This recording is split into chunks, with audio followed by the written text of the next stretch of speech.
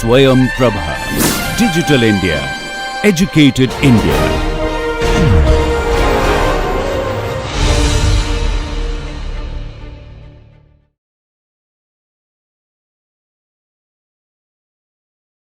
Welcome to this Gyan course on phase field modeling of fracture, fatigue and chemomechanical degradation of materials. And we have with us today, of course, Professor Emilio Martinez Pineda. I'll give you a brief introduction about him. He's an associate professor at University of Oxford. So prior to Oxford, he was a reader at Imperial College, where he led an interdisciplinary research group from 2019 to 2023. Before that, he was an 1851 research fellow at the University of Cambridge. His recent research focus has been on addressing fundamental scientific challenges that can accelerate our transition to net zero carbon society and assist in tackling our energy and climate crisis.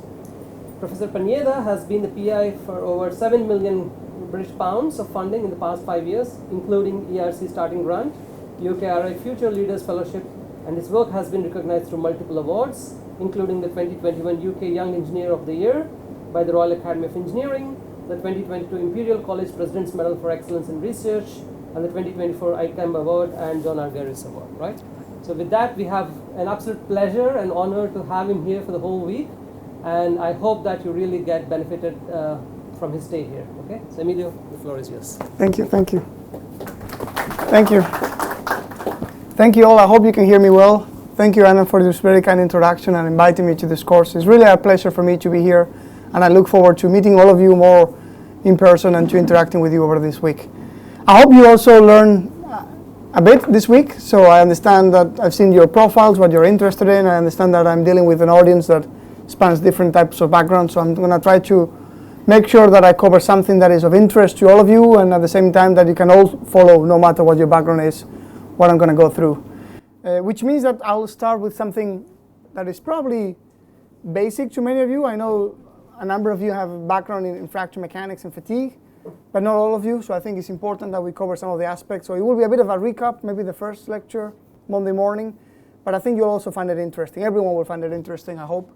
And also, I think it covers or highlights, it's basically a summary of some of the key concepts of fracture and fatigue that you need to understand then later on these phase field technologies that have been a game changer in all of these fracture and fatigue problems. So before I get into the business, I'll overview a little bit of what we're going to see this week, and I'll tell you a little bit more about myself. So as you heard, my name is Emilio Martinez Pineda. I'm an associate professor at the University of Oxford, where I lead the Mechanics of Materials Lab. You can find our website here. We upload all the codes that we develop to our website, and we use a variety of finite element platforms like COMSOL, Phoenix, Abacus, our own MATLAB and C++ codes. So I'll be discussing some of those, and you're welcome to download them and try them. I understand that I wanted to do a bit more hands-on type of week where you will do some examples yourselves, but it's a bit complicated because of the different licenses, different platforms. I know some of you work with one package, some of you work with another package. So the way it's going to work is that I'm going to tell you the main three approaches that we use, which is COMSOL, Abacus, and Phoenix. I'll explain what are the ingredients, how to use them. But then I'll let you freely download the codes and use them, and then you come to me with any questions that you may have. So all the codes are here. There's somewhere written codes, and you can download them there. But yeah, before I start my lectures, just a few words about myself. So as you can probably figure out from my accent and from my name, I'm not British. Well, I am a dual British-Spanish national now, but I was born and raised in Spain, in the north of Spain, in this area here. This region in red here is called Asturias, and it's a very beautiful region. Of course, I'm very biased, but I hope you have the chance to visit at some point in your lives. It's a very nice region. As you can see here, we have nice beaches, cathedrals, mountains, cows, so it's quite a nice place. But it's been a long time since I don't live there. I did study my undergrad there. I did general engineering, with some sort of a specialization in civil and mechanical engineering. This is very common in Spain. We study in our home university. I think different to India, we don't have prestigious institutes like IITs, more or less are all the same. So we studied in our home university. It's cheaper. And then my PhD or my academic career took me all over the place. So my PhD was mostly done in Denmark, so somewhere here. And then I spent some time also in the University of Luxembourg and University of California, Santa Barbara, and mostly also in the University of Cambridge with Norman Fleck. And then after my PhD, I continued as a research fellow in the University of Cambridge, and then I began my academic career at Imperial. This was September 2019. I stayed 4 years at Imperial, where I was a lecturer, which is equivalent to US assistant professor. Then became senior lecturer 2 years later, and then a year later became a reader. And then since a year and a half ago, I moved to the University of Oxford. It's a great place. I feel very privileged to work there. It's a very old university with old buildings, as you can see here, and very old traditions. We're a bit Harry Potter type of style, so we have these formal dinners. Some colleges have it we all belong to a college. It's a bit of a long story. And we have this kind of formal dinners with our gowns and so on. Some colleges have it every day of the week. My college has a couple of days per week. So if you're around in Oxford, let me know. I'll be happy to invite you to one of those dinners. But yeah, it's a great place. I think it's a very international environment, of course. There's people from everywhere, also from India. Lots of people from India, in fact. But it's, the best students from all over the world, so it's really a pleasure to work with people there. It's really a great place. I feel very privileged to work there. And what I do at Oxford is I lead a research group called the Mechanics of Materials Lab. And it's a very diverse and relatively large research group. It's one of the largest in the department, I've been told. So we have now 11 postdocs and 10 PhD students.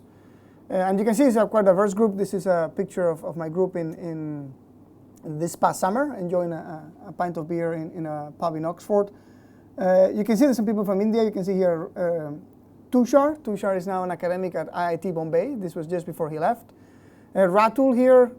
Ratul did his undergrad in one of the IITs, but I don't remember which one. Then he did his master's at University of British Columbia, then PhD in Cambridge with Norman Fleck. My past advisor is now a postdoc in the group. But anyway, we have people from all over the place. You can see this is someone from the Czech Republic, China, Spain, of course, Serbia, the Netherlands, Brazil. People from all over the place. So a very international group and all quite friendly, I think. And these people are, by the way, the ones who deserve the credit for all the work that I'm about to show. And of course, all these people, what they do is they solve challenges that sit at the interface between mechanics and other disciplines, such as material science, a lot of it, of course, chemistry, but also geophysics, biology, and others, civil engineering, construction, and others. So you can see here some of the examples in our logo. So this is our website, by the way. You can see this codes tab. Here you'll find all the codes that I was mentioning before. You can download them and try them. But yeah, basically what we do is work mostly on problems that are related to the climate and energy crisis. So a lot of the funding in the UK is very challenge-driven. So the UK government kind of tells academics where to work. And of course, the UK government, like many others, is worried about the energy transition, about pollution, about CO2 emissions, climate change. So there's a lot of interest in tackling mechanics and materials problems who are basically at the bottleneck. So we're really important when it comes to tackling this energy transition. So yeah, there's a lot of funding in that direction, and we have embraced that with relish. I mean, the problems are exciting. They're fundamentally challenging, but at the same time, useful to society, interesting from an engineering perspective. So we're working on a wide range of problems along those lines. So some of them, you can find them here. So we do a lot of work on structural integrity, related, of course, with the energy transition, but not only, of course, lots of interest problems across. If we think of the application, offshore wind energy, nuclear power plants, and so on. We're also interested in iceberg calving. So this is, again, related to climate change in the sense that basically whether, I'll talk about that more later, but whether the sea level will rise a certain amount or a bigger or smaller amount depends on these fracture problems, which is basically these crevasses growing in an ice sheet. So we're trying to use fracture mechanics to predict, sea level rise more appropriately. Rock fracture as well, of course. The mining industry consumes 6% of the world's energy consumption just by breaking big rocks into smaller rocks. So by understanding fracture mechanics, we can bring down that number. Low carbon cements, there's a lot of interest in cementitious materials, and particularly in developing, changing the Portland by other binders, the Portland cement by other binders. So we need to understand, do some sort of micromechanics to understand how these new low carbon cements will behave, what will be their structural performance. Corrosion and corrosion fatigue, so problems at the interface between mechanics, material science, and chemistry. These are critical to many applications. I mean, they've been a problem for society for a century, and they're critical to many applications like nuclear power or offshore wind energy. Concrete durability as well. There's a lot of work going on corrosion of concrete. A lot of computational mechanics. In fact, we do both experiments and modeling in my group. I would say 30% of the group does experiments, 70% does modeling, roughly, those numbers. But mostly this week I'll be focusing on our computational efforts. So we do a lot of work also in developing new methods, new computational methods, new computational techniques. We also work in composite materials, fiber-reinforced composites, but also smart materials, also lithium-ion batteries, and also, of course, hydrogen embrittlement. This is one of the core areas for our interest. There's a lot of interest in hydrogen material interactions, and I think our group has really embraced that. I would say probably 40% of the group, if not more, are working on hydrogen embrittlement. So yeah, this is basically an overview. There's other problems, and some of which I will be mentioning today, but as you can see, mechanics is kind of the link. The societal motivation is more, energy and climate crisis, but it's mostly mechanics what drives all together. And yeah, exciting problems that sit on the interface between other problems. I think in general, it's good to say that most interesting or unsolved scientific problems sit at the interface between disciplines. We know relatively well how structures and materials behave on their own, but the moment you bring an aggressive environment into the picture, that changes completely the picture. So this is what we are interested in, fundamental problems that can have also an impact on engineering practice. I should say, by the way, that the way I thought of running this course is that you can interrupt me at any time. You can just raise your hand if you have any questions. I will probably do a break so there's a break well, I'll show you the table of content. Let me go to the structure of the course. So you will see the structure. You may have received this, I don't know, but anyway, I think you'll get the slides, so you'll see it on the slides. But you see the structure here. You can see that we have basically lectures of 1 hour and a half, followed by a half-an-hour coffee break. And of course, I look forward to meeting some of you over the coffee break if you want to approach and say hi and tell me what you do. And then we have another 1 hour and a half. I don't know if it's too much to go an hour and a half straight. I think they say humans can only concentrate 100% by 45 minutes. So maybe I'll do 45 minutes. I'll stop to see if anyone has some questions for 5 minutes and then go back into business. As you will see, we'll start today with an introduction to fracture mechanics. Again, I will cover some things that some of you or most of you have probably seen already, but I think it's good to have it reinforced in your brain.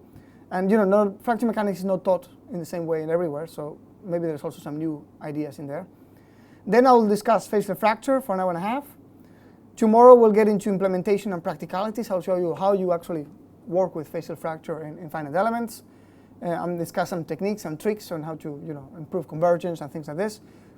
I'll discuss applications, showcase some applications in the second lecture tomorrow. And then I have a seminar here, well, not here, I don't know, it's some other room, KCB 222, that is focused mostly on the hydrogen embrittlement problem.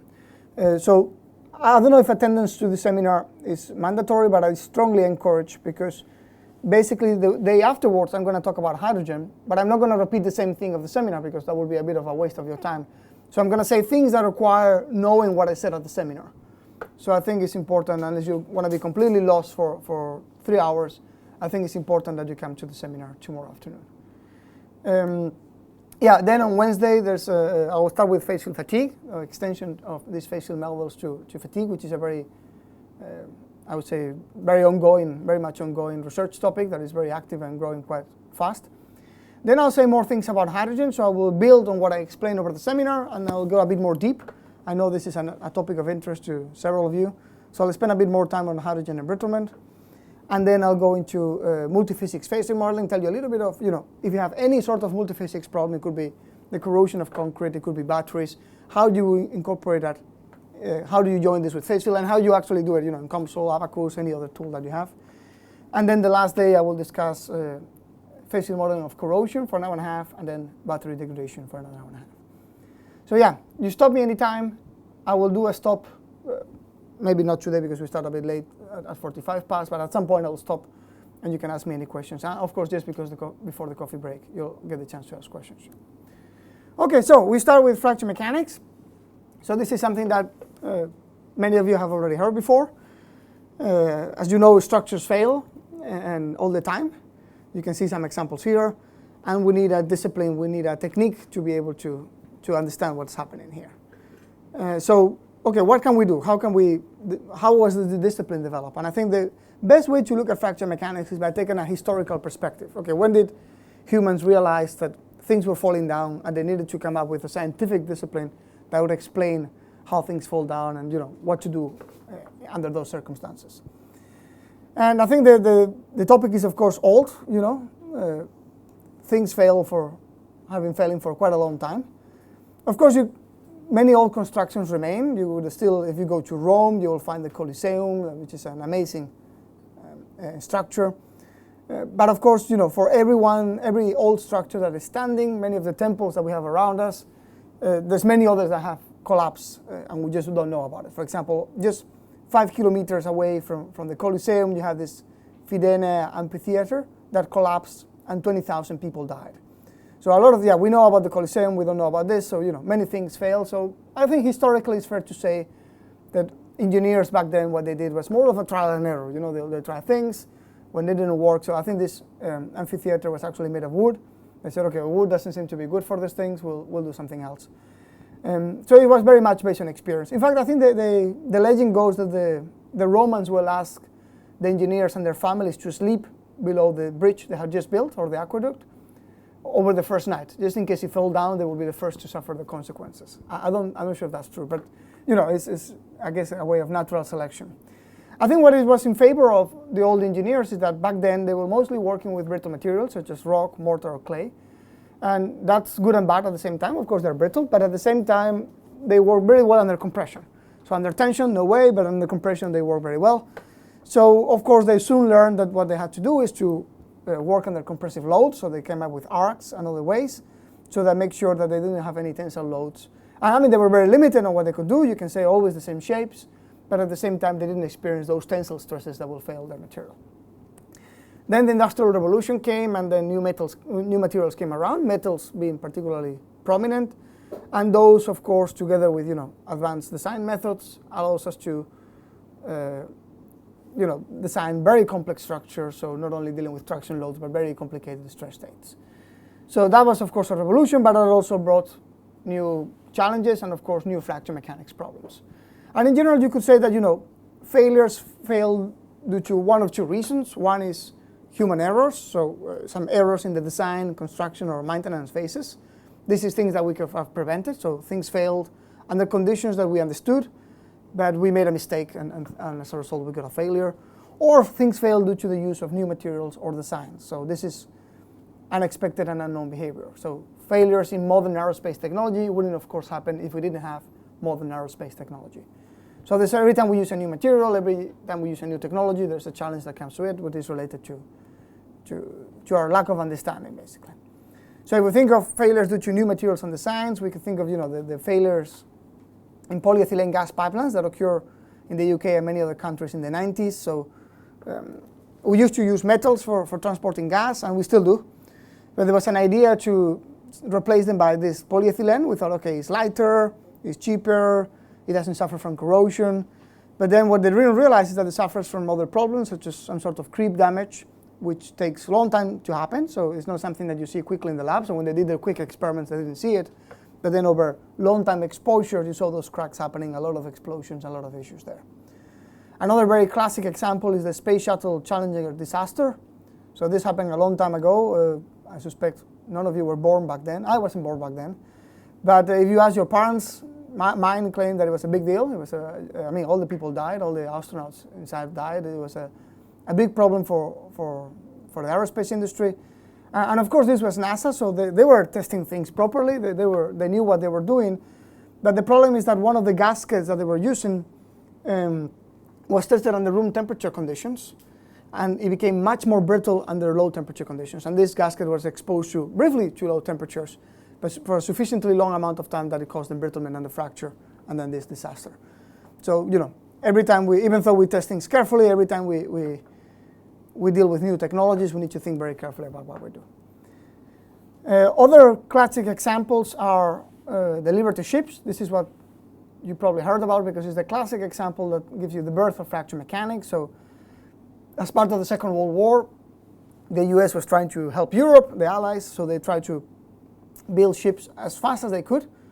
So they built, I think it was 3 ships every 2 days through the use of technologies that will really accelerate ship production. So in this case, they use, back then ships were mostly riveted, so they had riveted joints. But the US decided to accelerate the ships, they decided to use welded joints. And nowadays we weld, most ships are welded, but back in the day it was a new technology.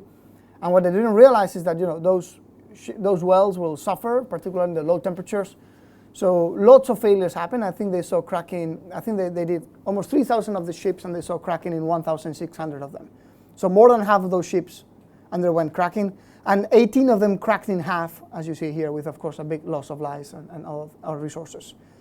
And this happened, of course, due to a lack of understanding of how those wells will behave, and some sort of brittle to ductile transition, and some hydrogen embitterment too, when those ships were going through near the North Pole. Another classic example is the Havilland Commie aviation accident. So you may wonder when you fly on a plane why the windows are rounded. Well, of course, you know that sharp corners will lead to stress concentrators, so that's why we make our windows rounded. And you will see that back in the day, in fact, the windows were rounded, had sharp corners like they had in our house, basically. And you can see that nowadays it's quite blunt, quite smooth.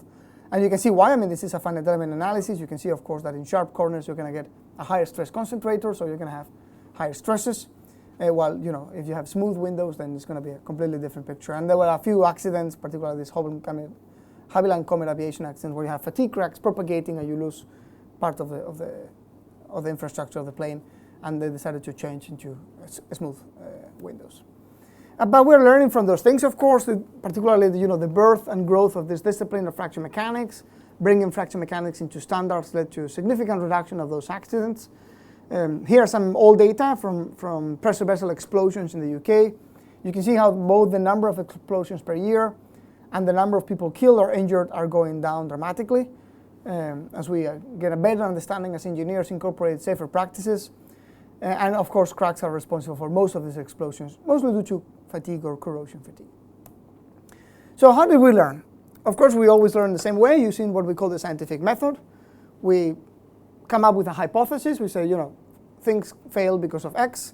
Then we think of an experiment. We do an experiment to test this X phenomena. And then we figure out whether our hypothesis is correct, or we refine our hypothesis and we keep doing experiments. And I guess if you could think of the first person to start doing experiments to try to apply this scientific method to understand why things fail was Leonardo da Vinci. He did experiments on iron wires, and he realized that the strength of those wires was sensitive to their length. So he thought maybe defects play a role, because what is the difference between a large wire and a small wire? The only thing is that maybe statistically the large wire may contain more defects.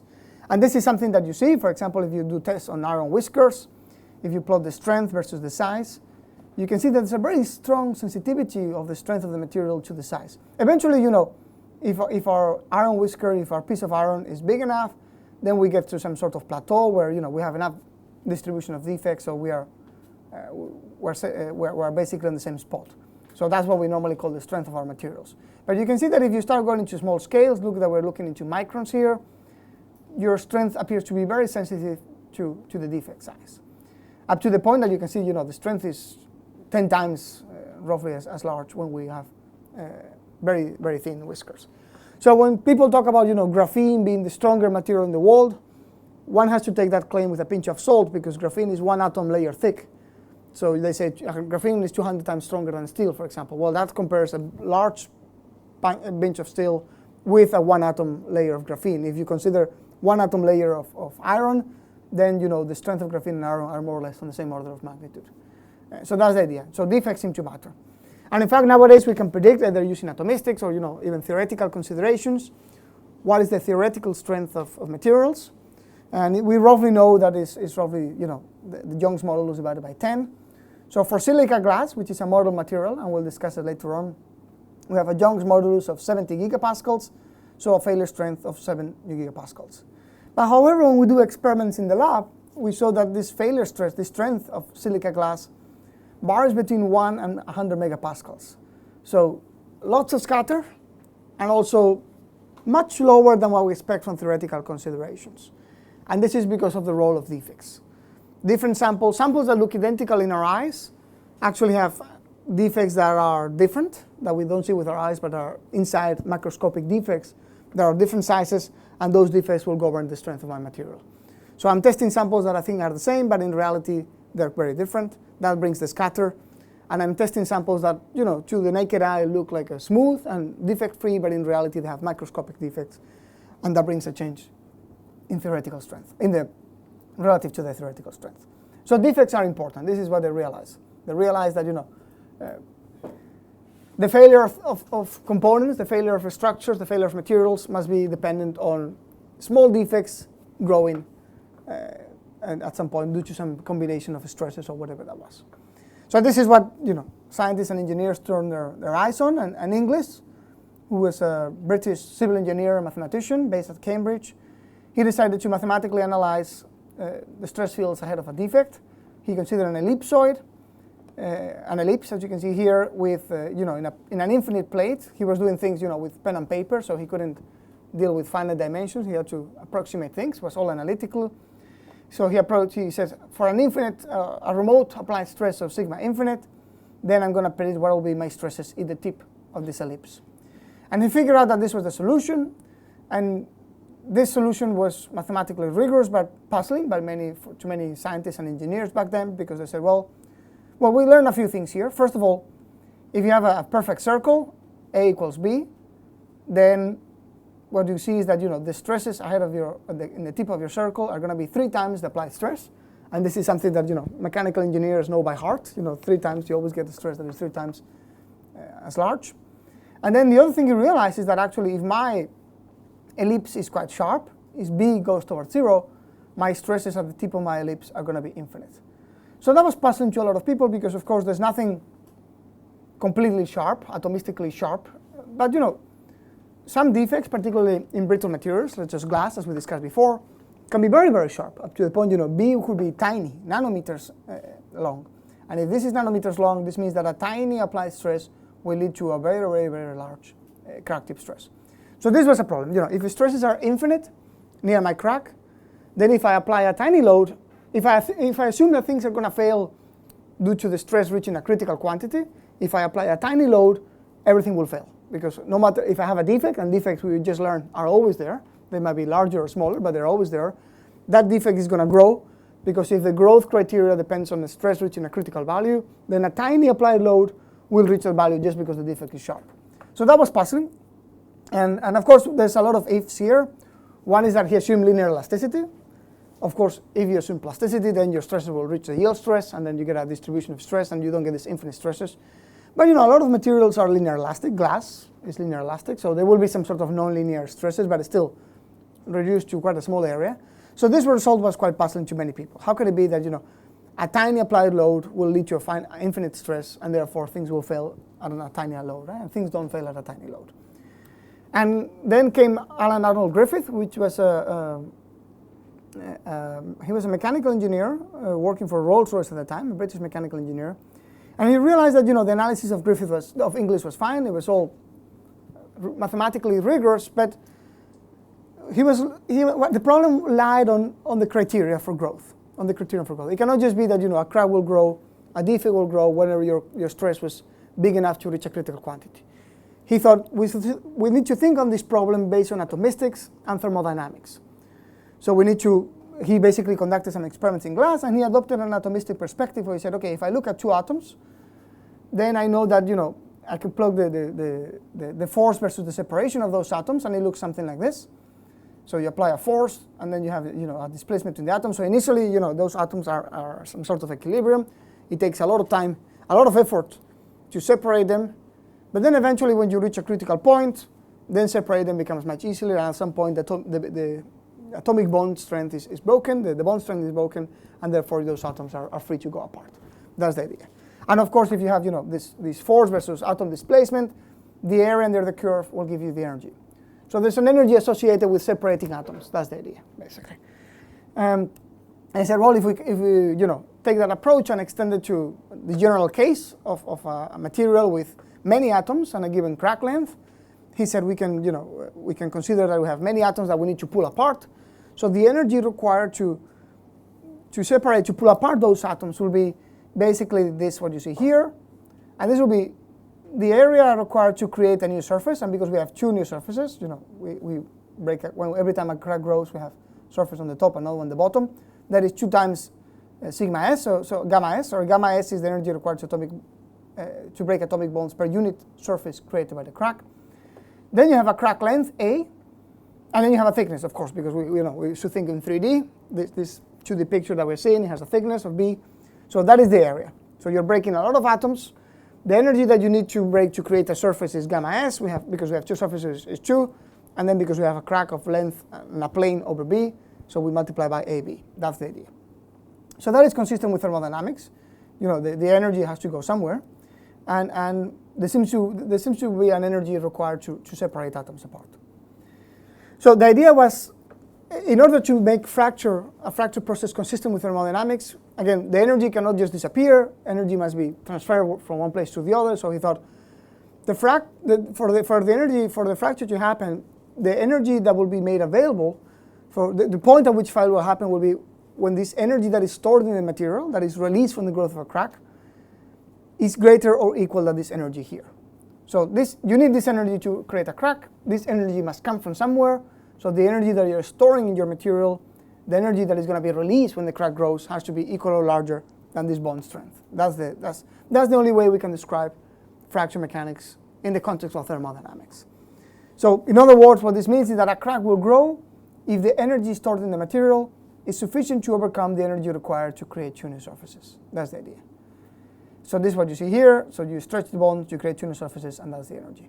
So there's some energy that is stored in the material, and that energy is going to become this. When it's big enough, you're going to release that energy as part of this energy that you need to pull apart atoms. And you can see that easily. So I guess the question is, where does this energy come from, right? So I identified that I have some energy, some resistance to fracture. I need some energy to break atoms apart. And what is this energy? If thermodynamics tells me that in order to achieve this energy, the energy has to come from somewhere, where does this energy come from? Well, the energy comes, of course, from the strain energy. So the work that we do where we apply mechanical loads. And if you think of the simplest case of a bar subjected to uniaxial tension, again, let's think of linear elasticity. If you plot stress versus strain, it looks something like this. So you get it's a linear behavior, and of course the strain energy density is the area under the curve. And then you can see that, of course, we can define the strain energy density U, the strain energy as U being equal to psi, which is the strain energy density multiplied by the volume, and then the strain energy density we know that is 1/2. It's a triangle of base. It's basically 1/2 of sigma multiplied by epsilon, the strain, and then of course because we're using Hooke's law, sigma equals Young's modulus multiplied by the strain, so we get something like this or something like this. This is all the same. So again, the assumptions are linear elasticity, Hooke's law, 1D. So sigma equals Young's modulus multiplied by the strain, and we know that the energy under the curve is the strain energy density. So if we want to calculate the energy of a bar, then it's this. And what happens is that when you break the bar into two halves, then that energy disappears, right? So imagine I'm pulling my bar, and then fracture happens, and I end up with two unloaded bars. So you unload. If you think of a uniaxial tension test, you're pulling your bar. The moment the bar breaks into two halves, you lose all the load. You're not carrying anymore. If you plot the force versus displacement curve, it will go up, and then boom, it will go down.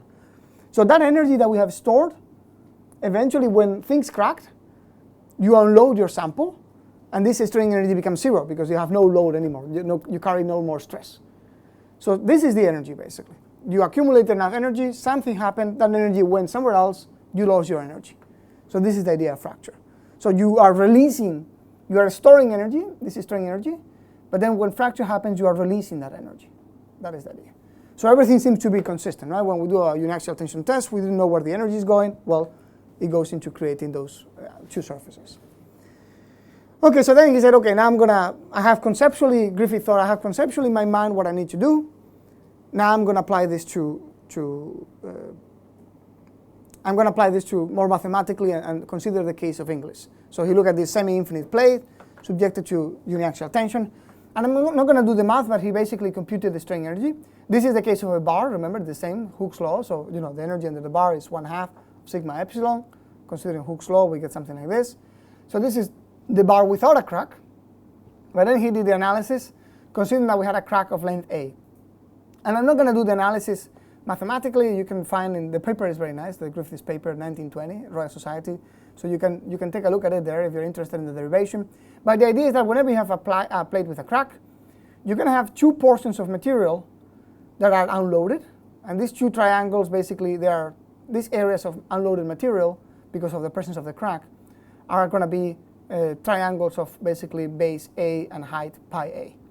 So basically what you end up is that your energy is this minus the unloaded material, which is the same, but over this volume, basically, over b pi a to the power of a. So this is the triangle, and then over the thickness, of course. So this is what the stress, these red lines are what the stress field looks like. So you basically, whenever you have a crack, and if of course if this crack occupies the whole thing, then this should go to 0. So this is for the cases of semi-infinite plate, but this allows us to understand the competition between energies, right? Because the total energy in the system is going to be the sum of the energy required to break the atomic bonds and the mechanical strain energy.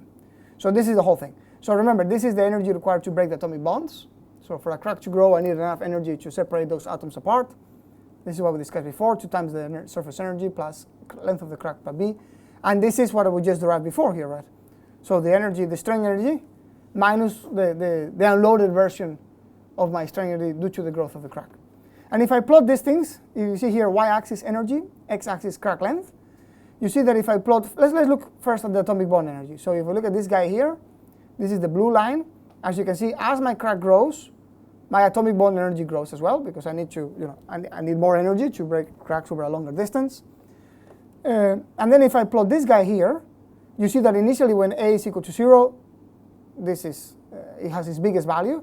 But as a increases, this term starts becoming more significant. So I keep going down, down, down, and eventually, it will be 0 when the whole thing is, when the crack has to span the whole thickness. So basically, it looks something like this. So the strain energy as the crack is growing, because I have more unloaded part of material, I'm going down. And if I sum the two of them, I get the red curve here. And you can see that we're growing, growing, but eventually we reach a point. So we basically, when my crack is very small, I need to keep putting energy. I need to keep increasing the load in my sample in order for my crack to grow. This curve is going up. I can only grow my sample if I keep putting energy into it. So I need to keep increasing my applied load. Remember, the mechanical strain, my energy increases with my applied load. But then eventually I get a point where I don't need to apply any more load. Cracking is going to appear in an unstable way. My crack is going to grow immediately without the need for any more applied energy. So there's a critical point where cracking is unstable. The crack can grow without any additional energy input. So, this is a maximums. If we want to get maximums or minimums, as you know, we take derivatives, we equate to 0. And so if you take this, you equate to 0, and you solve for the stress field. This is applied stress. What you get is that the failure of that plate that English thought was just, reaching a critical stress at near the defect, what we figure out is that actually for this plate to fail, the failure stress, the stress on which it will fail, it will not be tiny, because it will require some energy. So it will be this expression here, the square root of 2 times the surface energy multiplied Young's modulus divided by pi crack length. And you can see that you can group this 2 times surface energy into a value that we call critical energy release rate, also material toughness, or fracture energy. So that's the idea. So English was right. The stresses can be infinite if you assume linear elasticity near a defect. However, it's not enough to get a high stress to propagate a crack. A defect would only grow where a critical energy is attained. So your critical load will depend on some sort of critical energy, a material property that will tell you how tough your material is. And I think, I think at this point I'm going to do a 5-minute break. So 2 past 10 we start again. Any questions so far? Don't be shy. Okay, this was probably just a revision for many of you, but we'll get to more interesting things later. Okay, let's do 5-minute break now.